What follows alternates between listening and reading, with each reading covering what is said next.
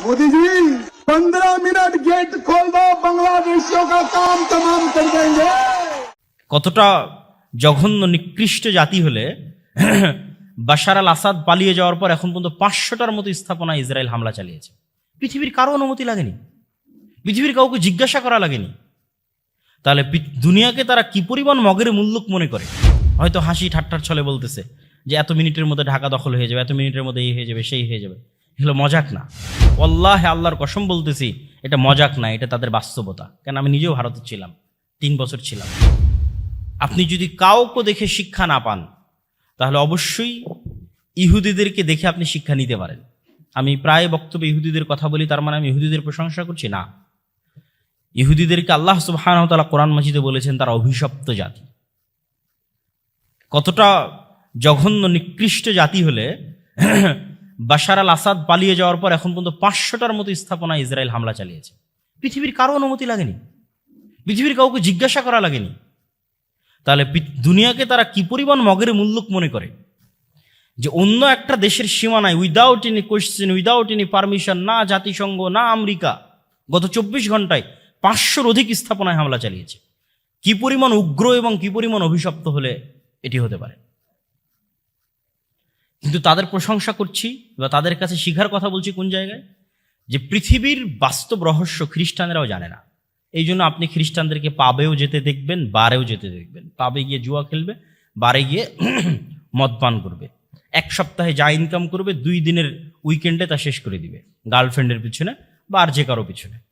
মানে তাদের কাছে পৃথিবীর বাস্তবতা সম্পর্কে তারা অজ্ঞ। এই জন্য আল্লাহ তাদেরকে বলেছে ওয়ালাদ্দাল্লিন। ফলত আপনি তাদের সাথে উঠা বসা করলে আপনি কিছু প্রশ্নবিদ্ধ হবেন না। আপনার মনে হবে যে আমি তো যেমন লাইফ লিড করছি সেও তো তেমন লাইফ লিড করছে। বাট যখন আপনি একটা ইহুদির কাছে যাবেন, আপনার হালালের বিধিবিধানের চেয়ে তোর হালালের বিধিবিধান কঠোর। ও আপনার দেওয়া খাবারও খাবে না, বলবে এটা হালাল না। কি পরিমাণ ওর দিনকে কঠোরভাবে মানতে পারে আপনি একটা ইহুদির সাথে না মিশলে বুঝবেন না। আপনি দাড়ি রাখতে হেজিটেট ফিল করেন, ও চুল পরিমাণ হেজিটেট ফিল করেন। ভাই যে গত 24 ঘন্টায় 500টা জায়গায় বম মারতে হেজিটেট করেনি, ও দাড়ি রাখতে হেজিটেট করবে? চুল পরিমাণ হেজিটেট করে না। কিন্তু আপনি দাঁড়িয়ে রাখুন, আমাকে মনে হয় জঙ্গি বলবে, সন্ত্রাসী বলবে। তাহলে কি পরিমাণ হীনম মনতায় ভুগে মুসলিম উম্মাহ আপনি কল্পনা করতে পারবেন না। একটা ইহুদির সাথে যখন মিশবেন যে সে কি পরিমাণ কট্টর হতে পারে, কি পরিমাণ অ্যাগ্রেসিভ হতে পারে তার নিজের দিনের উপর, তার নিজের বিশ্বাসের উপর। এবং ওর কাছে পৃথিবীর বাস্তবতা ভিন্ন। ওই আর একটা খ্রিস্টানের মতো না যে খাবো দাবো ফুর্তি করবো শেষ করবো, এটা না। নির্দিষ্ট একটা লক্ষ্য আছে, নির্দিষ্ট একটা উদ্দেশ্য আছে। পৃথিবী জয় করতে হবে, পৃথিবী শাসন করতে হবে। আমরা একমাত্র পৃথিবীর প্রভু, আমরা হচ্ছে চোজেন বাই দ্য গড, আল্লাহ কর্তৃক বাছাইকৃত, বাকি সব আমাদের গোলাম। নাউজুবিল্লাহ মিন জালিম। এই জন্য বাকি কাউকে হত্যা করা গুনাহ মনে করে না। তো কিন্তু ওদের কাছে গেলে আপনি ধাক্কা খাবেন। ইহুদিদের কাছে গেলে আপনার মনে প্রশ্ন আসবে যে সারা পৃথিবী থেকে আমাকে শেখানো হলো যে আমার সন্তান হতে হবে, ছেলে হোক মেয়ে হোক 2টি, কিন্তু প্রত্যেকটা ইহুদির কেন 7টা 8টা 10টা করে সন্তান? প্রশ্নবিদ্ধ হবেন, আরো বহু ধাপে ধাপে প্রশ্নবিদ্ধ হবেন। সারা পৃথিবীর প্রত্যেকটা স্কুলে, এমনকি ইংল্যান্ডের প্রত্যেকটা স্কুলে LGBT শেখানোর জন্য সিলেবাস দেওয়া আছে, অর্থ ব্যয় করা হচ্ছে, কিন্তু কোনো ইহুদি স্কুলে LGBT নাই। কেন নাই? সারা পৃথিবীতে তারা সুদি কারবার করতেছে, তারা নিজেরা নিজেদের মধ্যে কেন সুদি লেনদেন করে না? এরকম অসংখ্য প্রশ্ন আপনি পাবেন যখন তাদের সাথে আপনি উঠা বসা করবেন। তখন আপনি বুঝতে পারবেন যে কেন আপনাকে আপনার দিনের উপর কট্টর হতে হবে। মুসলমানরা যদি বেশি সেকুলার হতে চায়, এখন যে পরিমাণ যে সেকুলার দেখায় নিজেদেরকে যে আমরা অনেক উদার, আমার এক গালে মারলে আমরা আর এক গাল পেতে দেই, ঠিক আছে ভাই এ গালও একটু মেরে নেন, এইটা দিয়ে সামনের পৃথিবী চলতে পারবেন না। আপনার পার্শ্ববর্তী দেশ একটা ভ্রান্ত মতবাদের উপর কট্টর, যে কোনো প্রকার লজিকে এটি ভ্রান্ত।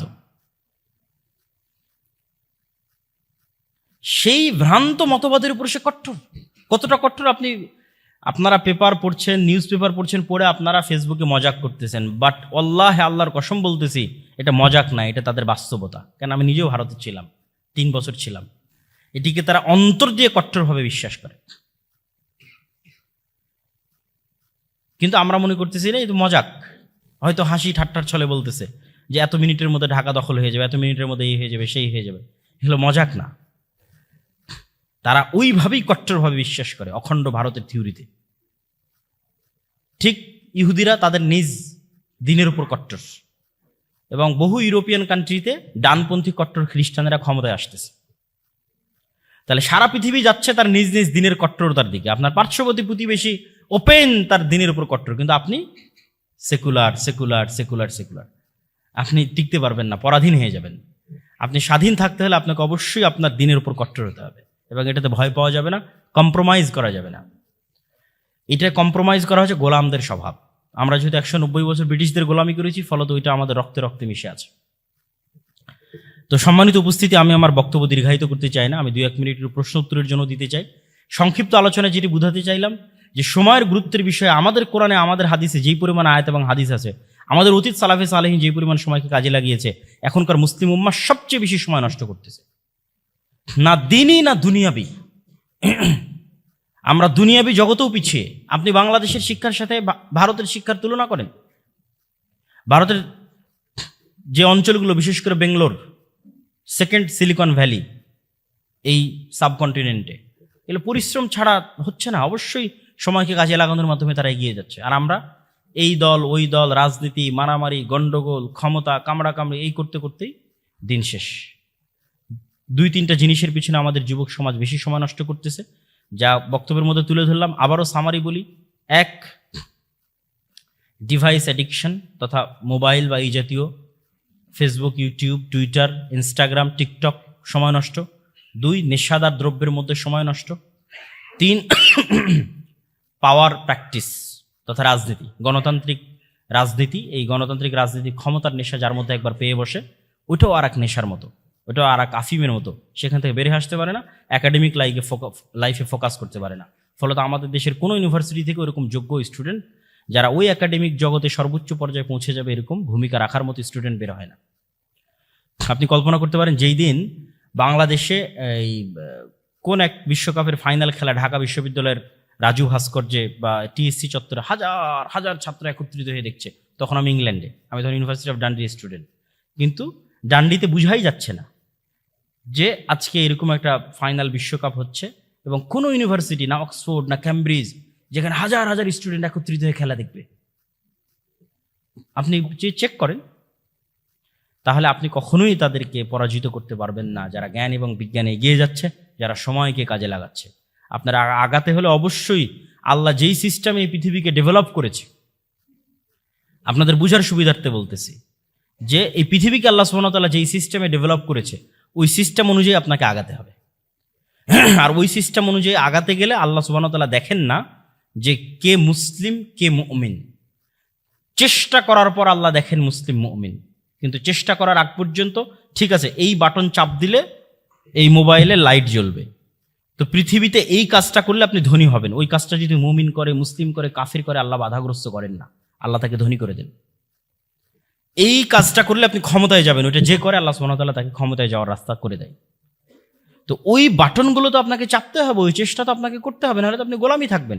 কিন্তু ওই বাটন চাপার পর, চেষ্টা করার পর দেখবেন যে আরেকজন 100-তে 100 চেষ্টা করতেছে, আপনি 100-তে 90 চেষ্টা করতেছেন।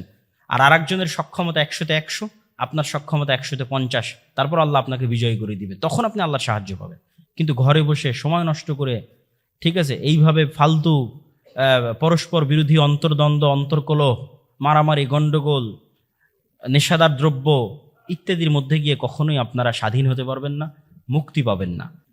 ওয়াল আসর ইন্নাল ইনসানা লাফি খুসর, সময়ের শপথ, নিশ্চয় প্রত্যেক মানুষ ক্ষতির মধ্যে নিমজ্জিত আছে। এই আয়াতটি বা এই সূরাটি যদি আপনি আরো সহজভাবে বুঝতে চান, তাহলে এভাবে বুঝুন: সময়ের শপথ, নিশ্চয় প্রত্যেক মানুষ সময় নষ্ট করে। ওয়াল আসর ইন্নাল ইনসানা লাফি খুসর, সময়ের শপথ, নিশ্চয় প্রত্যেক মানুষ ক্ষতির মধ্যে নিমজ্জিত আছে। আর আপনার বুঝার সুবিধার্থে আপনি স্পষ্টভাবে বুঝে নিতে পারেন, এবং এটি ভুল ব্যাখ্যা নয়, সঠিক ব্যাখ্যা। সময়ের শপথ, নিশ্চয় প্রত্যেক মানুষ কি করে? সময় নষ্ট করে। সময় নষ্ট করে না কারা? ইল্লাল্লাযীনা আমানু ওয়া আমিলুস সালিহাত ওয়া তাওয়াসাউ বিল হাক্কি ওয়া তাওয়াসাউ বিস সবর। সময় নষ্ট করে না তারা যারা ঈমান আনয়ন করে, সৎ কাজ করে, পরস্পরকে সত্যের দিকে দাওয়াত দেয়, পরস্পরকে ধৈর্যের দিকে দাওয়াত দেয়। তাহলে আপনি হয়তো মনে করতে পারেন যে আমার কি তাহলে বাংলাদেশ কৃষি বিশ্ববিদ্যালয়ে অধ্যয়ন সময় নষ্ট? শুধু কি তার সময়টুকুই কাজে লাগে যে সালাত আদায় করছে, যে কোরআন তেলাওয়াত করছে, আর বাকি সকলেই সময় নষ্ট করছে? আল্লাহ সুবহানাহু তাআলা এমন শব্দ ব্যবহার করেছেন যা খুবই ব্যাপক, যে সৎ আমল করে। আল্লাহ সুবহানাহু তাআলা যদি শুধু সালাত, সিয়াম, হজ, যাকাতকে বুঝাতেন, তাহলে তিনি বলতে পারতেন যে অত্যাধিক আমল করে। আপনি কোরআনে কোথাও পাবেন না যে আল্লাহ সুবহানাহু তাআলা জান্নাতে যাওয়ার জন্য অত্যাধিক আমলকে শর্তযুক্ত করেছেন। প্রত্যেক জায়গায় আল্লাহ সুবহানাহু তাআলা শর্তযুক্ত করেছেন সৎ আমলকে। তো সৎ কাজ কোনটা? তো সৎ কাজ অত্যন্ত ব্যাপক। আপনি যদি বাংলাদেশ কৃষি বিশ্ববিদ্যালয়ে সততার সাথে পড়াশোনা করেন, এটিও সৎ কাজ। সততার সাথে শিক্ষকতা করেন, এটিও সৎ কাজ। বিষয়টা নির্ভর করবে আপনার নিয়াতের উপর, বিষয়টা নির্ভর করবে আপনার কাজের সততার উপর। আপনি কি নিয়াতে পড়াশোনা করছেন এবং আপনি সৎভাবে পড়াশোনা করছেন কিনা, কি নিয়াতে শিক্ষকতা করছেন, সৎভাবে করছেন কিনা। আপনি ব্যবসা করলে কি নিয়াতে করছেন, সৎভাবে করছেন কিনা। একজন ব্যবসায়ী ব্যবসা করছে, সে অনেক টাকা ইনকাম করার পর দুবাইয়ে গিয়ে বাড়ি কিনবে, তারপরে যত অশ্লীলতা, নেশাদার দ্রব্য আছে, পৃথিবীতে আরাম এবং আয়েশের অবৈধভাবে যত মাধ্যম আছে, সবগুলো থেকে সে এন্টারটেইনমেন্ট, বিনোদন গ্রহণ করবে। এটি হচ্ছে তার ব্যবসা বা অত্যাধিক টাকা ইনকামের নিয়াত। তাহলে অবশ্যই সে কি করছে? ইন্নাল ইনসানা লাফি খুসর, প্রত্যেক মানুষ সময় নষ্ট করতেছে, সে আসলে সময় নষ্ট করতেছে। আর যদি সে তার নিয়াত পরিবর্তন করে নেয় যে না, সে অত্যাধিক ইনকাম করে দেশ ও জাতির উপকারের জন্য, আত্মীয় স্বজনের উপকারের জন্য, গরিব মিসকিনের উপকারের জন্য, ইয়াতিম অসহায়ের কল্যাণের জন্য, নিজের সন্তান সন্ততি এবং স্ত্রী পুত্রের কল্যাণের জন্য ব্যয় করবে, তাহলে অবশ্যই যদি সততার সাথে সে ব্যবসা করে থাকে, তাহলে পুরো সময়টা তার কাজে লাগতেছে। এই জন্য ইবনুল কাইয়িম রাহিমাহুল্লাহ সময়ের গুরুত্ব বুঝাতে গিয়ে বলেছেন যে পৃথিবীতে বহু মানুষ 60 বছর, 70 বছর, 80 বছর, 100 বছর জীবন যাপন করবে, কিন্তু কিয়ামতের মাঠে দেখবে সে জীবন যাপন করেছে মাত্র 1 মাস, সে জীবন যাপন করেছে মাত্র 1 ঘন্টা, সে জীবন যাপন করেছে মাত্র কয়েক সেকেন্ড। এটি কিভাবে? ততটুকুই কাউন্ট হবে যতটুকু সৎ, বাকি সব তো সময় নষ্ট। ফলত সে বেঁচেছে 60 বছর, জীবন যাপন করেছে 100 বছর, কিন্তু প্রকৃত অর্থে সে বেঁচে ছিল, পৃথিবীতে জীবন যাপন করেছিল মাত্র 1 মাস। মানে যতটুকু সময় সে সৎভাবে ব্যয় করেছে, সময় নষ্ট করেনি, অতটুকুই তার প্রকৃত জীবন। এই জন্য ইবনুল কাইয়িম রাহিমাহুল্লাহ বলেছেন যে মানুষের জীবনের অপর নামই হচ্ছে সময়। মানুষ পৃথিবীতে কোনো স্থানে বসবাস করে না, বরং সময়ের মধ্যে বসবাস করে। এই ময়মনসিংহ বাংলাদেশ কৃষি বিশ্ববিদ্যালয়ে 1964 সালে যিনি ছিলেন, তিনি এখন নাই, কিন্তু এই বিশ্ববিদ্যালয় তো আছে, প্লেস তো আছে। তাহলে তিনি বসবাস করেছেন এই বিশ্ববিদ্যালয়ে না ওই সময়ে? ওই সময়ে। আমরা এখন এখানে আছি, আমরা এক সময় চলে যাব, কিন্তু এই বিশ্ববিদ্যালয় প্লেস তো থাকবে। আজ থেকে 100 বছর পর এখানে এসে কেউ পড়বে। তাহলে আমরা আসলে এই বিশ্ববিদ্যালয়ে বসবাস করেছি না এই সময়ের মধ্যে বসবাস করছি? সময়ের মধ্যে বসবাস করছি। মানুষ হচ্ছে মহাকালের গর্ভে হারিয়ে যায়। লক্ষ লক্ষ কোটি কোটি বছরের যে পৃথিবী, এই পৃথিবীর যে আল্লাহ সুবহানাহু ওয়া তাআলা একটা টাইম লিমিটেড করে সৃষ্টি করে দিয়েছেন। আল্লাহ সুবহানাহু ওয়া তাআলা কিন্তু সময়ের ঊর্ধ্বে। এই জন্য সময় কেন্দ্রিক যে প্রশ্নগুলো, এগুলো আল্লাহ সুবহানাহু ওয়া তাআলার সাথে সম্পৃক্ত নয়, করাই উচিত না, অযৌক্তিক প্রশ্ন। যে কেউ বলে লাইলাতুল কদর যদি এখানে হয় তাহলে ওখানে কিভাবে হবে, ইত্যাদি ইত্যাদি। আল্লাহ যদি নিচের আসমানে নেমে আসেন তাহলে ওখানে কিভাবে আসবেন? ভাই, আপনি যেটাকে দেখতেছেন রাত, এটা আপনার দৃষ্টিকোণ থেকে অত্যন্ত স্বল্প একটা পরিসরে। মহাশূন্য সম্পর্কে যারা জানে যে আমরা যেই পৃথিবী নামক গ্রহের মধ্যে বসবাস করছি, এখান থেকে যদি আমরা মহাশূন্যের দিকে যাত্রা করি, তাহলে ধীরে ধীরে সৌরজগৎ পার হওয়ার পর ধীরে ধীরে গ্যালাক্সি, মিল্কি ওয়ে গ্যালাক্সি, সেটি পার হওয়ার পর এরকম আরো লক্ষ কোটি গ্যালাক্সি, ওই লক্ষ কোটি গ্যালাক্সির মধ্যে এরকম শত শত গ্রহ উপগ্রহ নক্ষত্র আছে যেগুলো পৃথিবীর মতো বা পৃথিবীর চাইতেও বড়। এবং বিজ্ঞানীদের আবিষ্কার অনুযায়ী তারাও জানে না যে মহাশূন্যের কত % তারা আবিষ্কার করতে পেরেছে, বাকি সব ডার্ক, অন্ধকার, তাদের আবিষ্কারের বাইরে। সুতরাং সময় বিষয়টা আমাদের সাথে অত্যন্ত আপেক্ষিক। এটির সাথে আপনি কখনোই আল্লাহ সুবহানাহু ওয়া তাআলার সত্তা এবং ইসলামের অন্যান্য যে গায়েব বা অদৃশ্যের যে খবরগুলো আছে সেগুলোকে সম্পৃক্ত করতে পারেন না। আল্লাহ সুবহানাহু ওয়া তাআলা একটা টাইম, আল্লাহ সুবহানাহু ওয়া তাআলার একটা সৃষ্টি, সময় আল্লাহর একটা সৃষ্টি। আল্লাহ এটিকে সৃষ্টি করে ছেড়ে দিয়েছেন, এটি এক সময় শেষ হয়ে যাবে। এটি যে সময় শেষ হয়ে যাবে তখন কিয়ামত হবে, এবং কিয়ামতের পরের যে সময় হবে সেই সময় আমাদের এই সময়ের 50,000 বছরের মতো একটা দিন হতে পারে। হাদিসের বিভিন্ন ভাষায় বোঝা যায়। সুতরাং সময়টা অনেক আপেক্ষিক। তো আমি যেটি বলছিলাম আর কি, যে আমরা বসবাস করি সময়ের মধ্যে, অতএব আমাদের জীবনের অপর নাম আসলে সময়। অতএব আমরা যতটুকু সময় কাজে লাগাই অতটুকুই আসলে আমাদের জীবন, আর যতটুকু আমরা কাজে লাগাই না অতটুকু আসলে আমাদের জীবন বা লাইফ নয়, বরং বৃথা, নষ্ট, অপচয়। তো সময়ের গুরুত্ব বুঝাতে গিয়ে বহু হাদিস রাসূলুল্লাহ সাল্লাল্লাহু আলাইহি ওয়াসাল্লামের পক্ষ থেকে আছে, সালাফে সালেহিনের পক্ষ থেকে বহু বক্তব্য আছে। যেমন রাসূলুল্লাহ সাল্লাল্লাহু আলাইহি ওয়াসাল্লামের একটা হাদিস, নি'মাতানি মাগবুনুন ফীহিমা কাসীরুম মিনান নাস, আস-সিহহাতু ওয়াল ফারাগ। পৃথিবীতে এমন দুটি আল্লাহর নেয়ামত আছে যেই দুটি নেয়ামত সম্পর্কে অধিকাংশ মানুষ গাফেল থাকে, অসচেতন থাকে, মূল্যায়ন করতে পারে না। এক, আল্লাহর প্রদত্ত পৃথিবীর অনেক বড় একটি নেয়ামত হচ্ছে সুস্বাস্থ্য। আমরা যে এখন সুস্থ আছি এটি কার নেয়ামত? আল্লাহ সুবহানাহু ওয়া তাআলার নেয়ামত।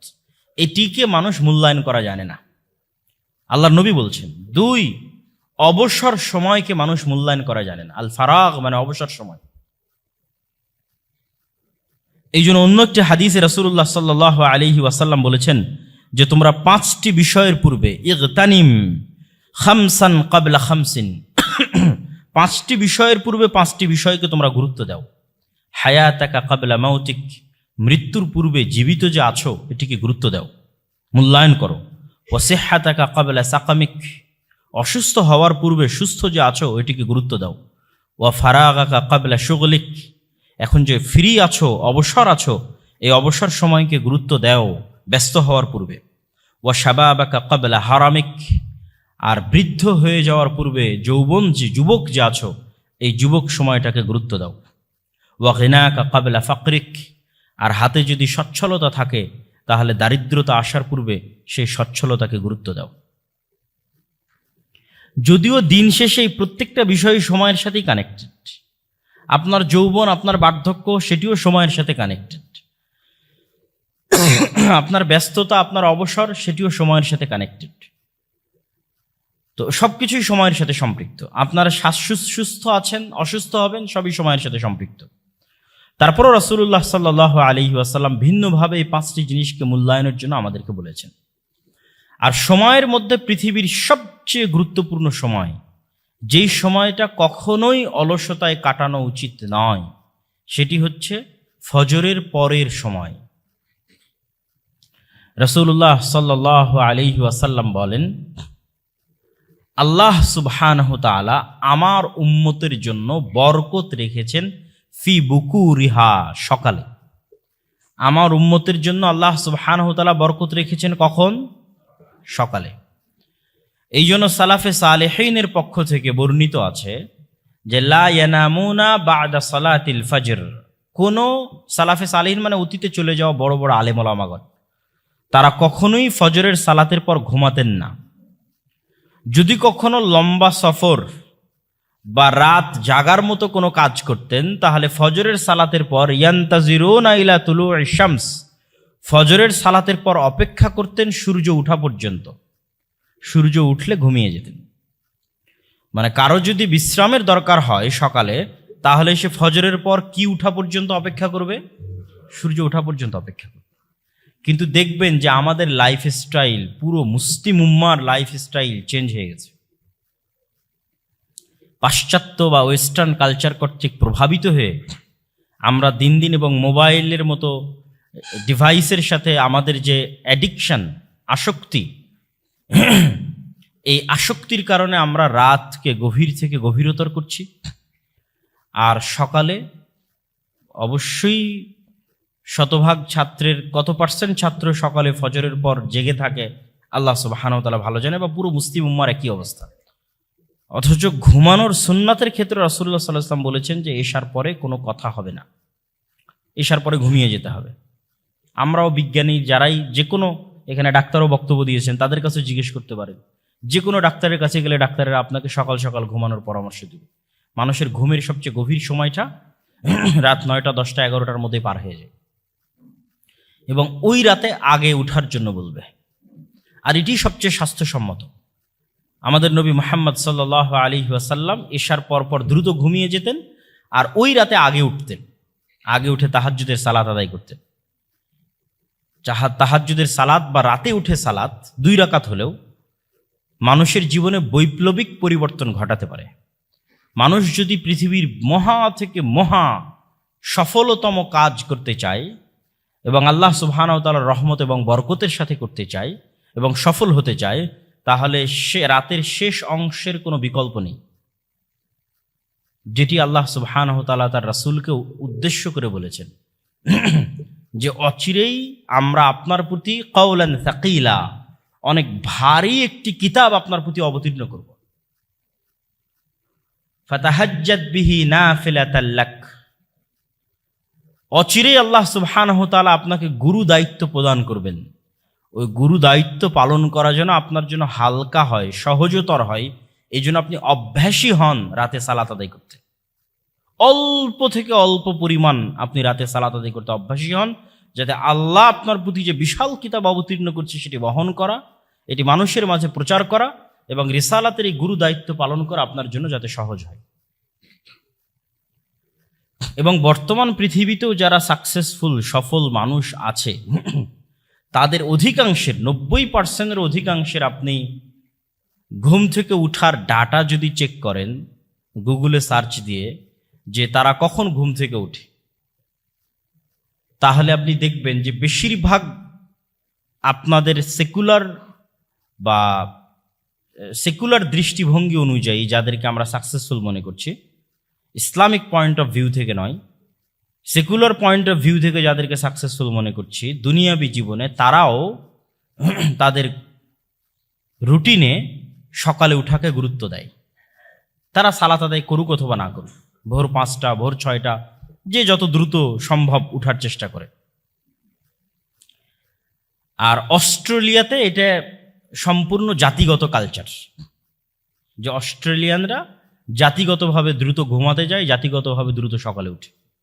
আপনি যে কোনো অস্ট্রেলিয়ার প্রবাসীকে আমার এই কথা কল দিয়ে, ফোন দিয়ে জিজ্ঞেস করে যাচাই করতে পারেন যে অস্ট্রেলিয়ানরা জাতিগতভাবে দ্রুত ঘুমাবে, 10টা 11টার মধ্যে ঘুমিয়ে যাবে, আর সকাল 4টা 5টা 6টার মধ্যে উঠবে। সম্মানিত উপস্থিতি, তো আমাদের প্রোডাক্টিভিটি, আমাদের ইয়াং জেনারেশনের প্রোডাক্টিভিটি নষ্ট হচ্ছে কেন?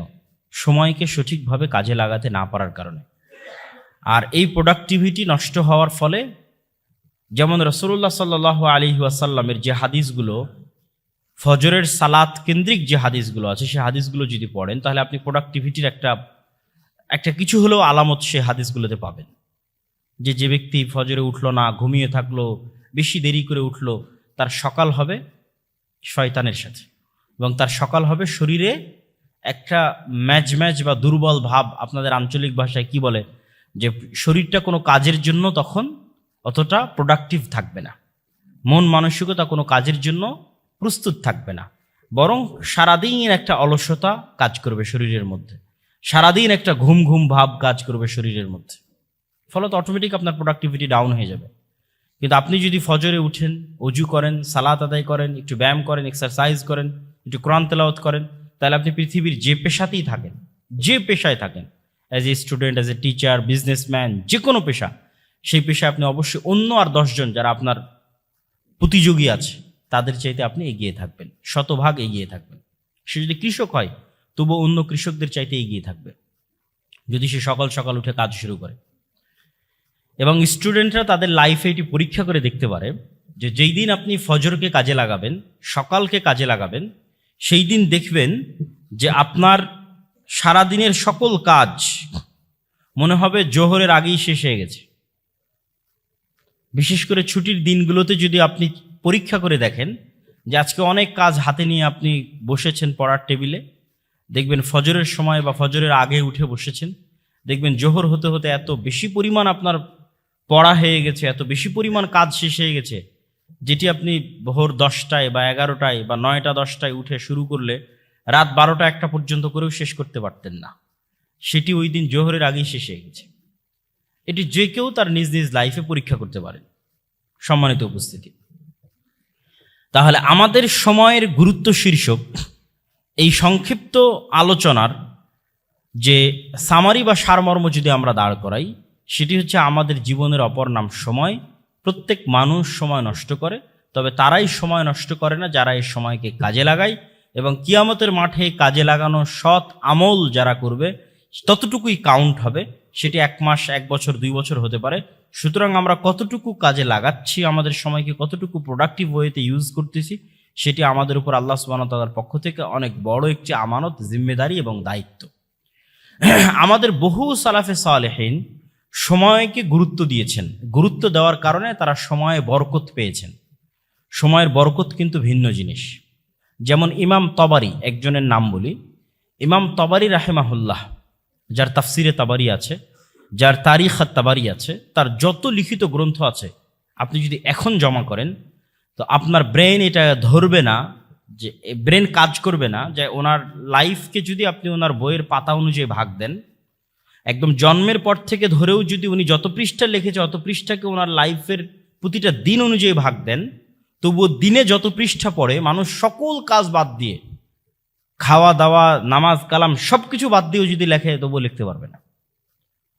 এটা একজন ইমামের নাম বললাম, তার বই প্রকাশ করা একক একজন লাইব্রেরির পক্ষেও হিমশিম খেতে হবে যে তার সকল বই একক একজন লাইব্রেরির মালিক প্রকাশ করবে।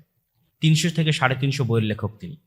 তাহলে কিভাবে তিনি সময়কে কাজে লাগাতেন, তার সময় কিভাবে কাজে লাগতো, কিভাবে তিনি সময়ের বরকত পেয়েছেন? আমাদের নবী মুহাম্মদ সাল্লাল্লাহু আলাইহি ওয়াসাল্লাম তার 23 বছরের জীবনে কিন্তু পরিপূর্ণ বরকতে পরিপূর্ণ। পৃথিবীর ইতিহাসে এত অল্প সময়ের মধ্যে এত বিশাল বিপ্লব কেউ সাধিত করতে পারেনি, এবং এত প্রভাব বিস্তারকারী বিপ্লব যে পৃথিবীতে এত দীর্ঘকালব্যাপী এতটা প্রভাব ধরে রাখবে, অথচ মাত্র সময় মাত্র 23 বছর। তো সময়ের বরকত সম্পূর্ণরূপে ভিন্ন জিনিস। এই সময়ের বরকতটা পেতে হলে আপনাকে টাইম ম্যানেজমেন্ট করা শিখতে হবে। আর টাইম ম্যানেজমেন্টের জন্য 5 ওয়াক্ত সালাতের বিকল্প পৃথিবীতে নাই।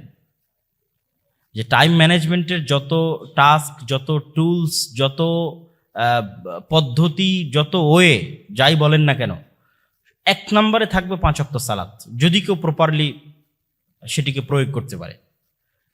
প্রত্যেক ওয়াক্তের সালাত আপনার জন্য একটা রিমাইন্ডার হিসেবে কাজ করবে।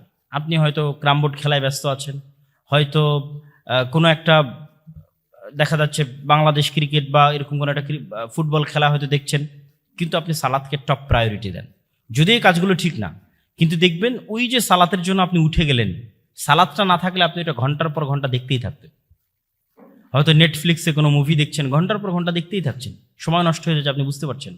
কিন্তু সালাতকে যদি টপ প্রায়োরিটি দেন, তাহলে প্রত্যেক ওয়াক্ত সালাত আপনার জন্য রিমাইন্ডার যে আমি এতক্ষণ কি করছিলাম, এখন কি করব।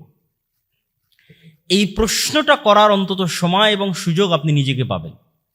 শয়তান কিন্তু চায় যে আপনি যেন কখনোই নিজেকে এই প্রশ্নটা করার সুযোগ না পান। এটি শয়তানের চাওয়া, যে আপনি কি করছেন, কি করবেন, এই প্রশ্নটা নিজেকে করার সুযোগ যেন আপনি না পান। এই জন্য শয়তান সারা পৃথিবীকে চাকচিক্য দিয়ে সাজিয়ে রেখেছে। অমাল হায়াতুদ দুনিয়া ইল্লা মাতাউল গুরুর। আর সেই চাকচিক্য, এন্টারটেইনমেন্ট, বিনোদনের রাস্তা এখন পৃথিবীতে আরো বেশি হয়ে গেছে। ফলত কোরআনের এই আয়াত যে দুনিয়া একটি ধোঁকার বস্তু মাত্র, আর এই ধোঁকা শয়তান আমাদেরকে দেয়, এটি এখন আরো বেশি প্রযোজ্য। যেটি কোরআনের অন্য আয়াত দিয়ে আরো স্পষ্ট হয় যে আলহাকুমুত তাকাসুর হাত্তা যুরতুমুল মাকাবির। পৃথিবীর এই চাকচিক্য সৌন্দর্য তোমাদেরকে এমনভাবে পাগল বানিয়ে রাখবে যে তোমরা যে মারা যাবে এই কথাটা তোমরা ভুলে যাবে। এবং আমরা অধিকাংশ মানুষই ভুলে থাকি যে আমরা মৃত্যুবরণ করব। কেন? এই পৃথিবীর চাকচিক্য আমাদেরকে এমনভাবে নেশাগ্রস্ত করেছে যে আমাদের এটি স্মরণ করার মতো সময় নাই যে আমরা মারা যাব। তাহলে কখন আমরা এটি স্মরণ করতে পারবো? যখন আমরা কবরে যাব। হাত্তা যুরতুমুল মাকাবির, নিজে যখন কবরে যাব তখন আমার মনে হবে যে আমি সময় নষ্ট করেছি। নিজে যখন কবরে যাব, নিজে কবরে যাওয়ার আগ পর্যন্ত মৃত্যুর মতো সত্য বাস্তবতাকে মানুষ ভুলে থাকে। কে ভুলে রাখে? শয়তান ভুলিয়ে রাখে। ফলত তাদের জন্য এবং আমাদের জন্য সময় নষ্ট করা অনেক সহজ হয়ে যায়। সম্মানিত উপস্থিতি, আজকে পুরো মুসলিম উম্মাহ যে সমস্ত কাজে সবচেয়ে বেশি সময় নষ্ট করছে, যে সময় নষ্টগুলো করার কারণে তারা সামনের দিকে এগিয়ে যেতে পারছে না, তাদের প্রোডাক্টিভিটি বাড়াতে পারছে না, তার মধ্যে দু একটা বিষয় উল্লেখ না করলেই নয়। যেমন মুসলিম উম্মাহ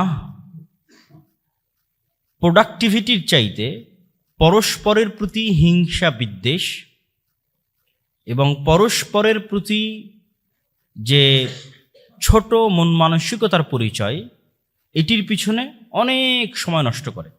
ব্যাকবাইটিং, গিবত, আড্ডা, আলোচনা, গালিগালাজ, বিশেষ করে গণতান্ত্রিক রাজনীতির কারণে মুসলিম উম্মার মধ্যে এই স্বভাবটি ব্যাপকভাবে ভাইরাসের মতো ছড়িয়ে পড়েছে এবং এটিতেই আমরা সবচেয়ে বেশি সময় নষ্ট করি। আমরা এক জায়গায় একত্রিত হলে আমাদের মধ্যে কখনোই প্রোডাক্টিভ কোনো বিষয় নিয়ে আলোচনা হয় না, জ্ঞান কেন্দ্রিক কোনো বিষয় নিয়ে আলোচনা হয় না। শুধু সেকুলার নয়, যারা মুসলিম প্র্যাকটিসিং তাদের মধ্যেও যখন তারা একত্রিত হয় তখন তারা কোরআনের একটা আয়াত নিয়ে আলোচনা করবে, হাদিসের একটা অনুবাদ নিয়ে আলোচনা করবে, তাফসির নিয়ে আলোচনা করবে না। আজকে কি বলল, কার বিরুদ্ধে কে কোথায় কি লিখলো, বাস এগুলো নিয়ে আলোচনা এবং এগুলোর পিছনে সময় নষ্ট। ফলত প্রকৃত কাজে সে কখনোই মনোযোগ দিতে পারে না, জাতি গঠনমূলক কাজে সে কখনোই কোনো ভূমিকা রাখতে পারে না। এবং মুসলিমদের পিছিয়ে থাকার অন্যতম একটি বড় কারণ হচ্ছে এই অন্তর্দ্বন্দ্ব, অন্তর্কলহ, পারস্পরিক হিংসা এবং বিদ্বেষ। এটি থেকে আমাদের বেরিয়ে আসতে হবে এবং আমাদের মাথায় রাখতে হবে আমি যে কাজটা করছি এই কাজটা আমার কি উপকারী দিবে, আমার দেশ ও জাতির কি উপকারী দিবে, আমার উম্মাহ মুসলিম উম্মার কি উপকারী দিবে, দিন শেষে কি ভ্যালু অ্যাড করবে, আমার নিজস্ব পার্সোনাল ক্যারিয়ারে কি ভ্যালু অ্যাড করবে, অথবা আমার দেশ জাতি, আমার ইউনিভার্সিটি, আমার প্রতিষ্ঠান, আমার মুসলিম জাতির ক্যারিয়ারে কি ভ্যালু অ্যাড করবে আমার এই কাজটা। তখন আপনি বুঝতে পারবেন আপনি অনর্থক সময় নষ্ট করছেন না আসলেই প্রকৃত কোনো কাজ করতেছেন। আর মুসলিম উম্মাহ সবচেয়ে বেশি যেই বিষয়টিকে কম গুরুত্ব দিয়ে থাকে আর যেটিকে বেশি গুরুত্ব দেওয়া উচিত সেটি হচ্ছে জ্ঞানার্জন, পড়া, অধ্যয়ন। আমি ইউকেতে প্রায় 1 বছর ছিলাম। সেখানে যখনই যে কোনো দিন যে কোনো বাস, ট্রেন, পার্ক, যেখানেই যাই না কেন সেখানে কাউকে না কাউকে আপনি দেখবেন বই হাতে আছে এবং বই পড়তেছে। জাতিগত অভ্যাস বই পড়া, এবং তাদের দেখে আমি নিজে অনুপ্রাণিত হতাম যে আমাকেও পড়া উচিত। সফরে বের হয়েছি দেখি আমার হাতেও একটা বই থাকা উচিত। এবং অনেক বই আমি ওই ইউকেতে থাকা অবস্থায় গাড়িতে, ট্রেনে, বিমানে পড়তে পড়তে শেষ করেছি। কিন্তু বাংলাদেশে আসার পর বাংলাদেশে এখন পর্যন্ত কোথাও চোখে পড়েনি যে আরেকটা মানুষ বই পড়তেছে। ফলত আমার মধ্যে থেকেও স্বভাবটা হারিয়ে গেছে, চলে গেছে। তাহলে মুসলিমরা কি পরিমাণ ওই ধরনের ফাউল কাজে সময় নষ্ট করে যেই কাজের আসলে দিন শেষে কোনো উপকার নাই। জ্ঞান অর্জন তো প্রকৃত ইনভেস্টমেন্ট। আপনি বইয়ের একটা পৃষ্ঠা পড়ছেন, এটা আপনার পিছনে ইনভেস্টমেন্ট, প্রকৃত ইনভেস্টমেন্ট। কেউ বই পড়া ছাড়া জীবনে বড় হতে পারেনি, হওয়া সম্ভব নয়। যেটি আমাদের অতীতের এক বক্তা বলে গেলেন যে আমাদের কোরআন শুরুই হয়েছে ইকরা, পড়ো, পড়া দিয়ে শুরু হয়েছে। এবং মুসলিমরা একসময় জ্ঞান বিজ্ঞানের শীর্ষস্থানে ছিল। অক্সফোর্ড বিশ্ববিদ্যালয় প্রতিষ্ঠা হওয়ার 500 বছর পূর্বেও স্পেনের কর্ডোভায় মুসলমানদের বিশ্ববিদ্যালয় ছিল, গবেষণাগার ছিল, জ্ঞান বিজ্ঞানের চর্চা ছিল। যারা স্পেনে যাওয়া, যাদের পক্ষে সম্ভব হবে তারা গিয়ে দেখে আসতে পারেন। মুসলমানদের সেই ইতিহাস এবং ঐতিহ্যের চিহ্ন এবং আলামত এখনো থেকে গেছে। বাগদাদে বাইতুল হিকমার সেই লাইব্রেরি, জ্ঞান বিজ্ঞান চর্চার সেই লাইব্রেরি মুসলমানদের অতীত ঐতিহ্যের প্রমাণ বহন করে।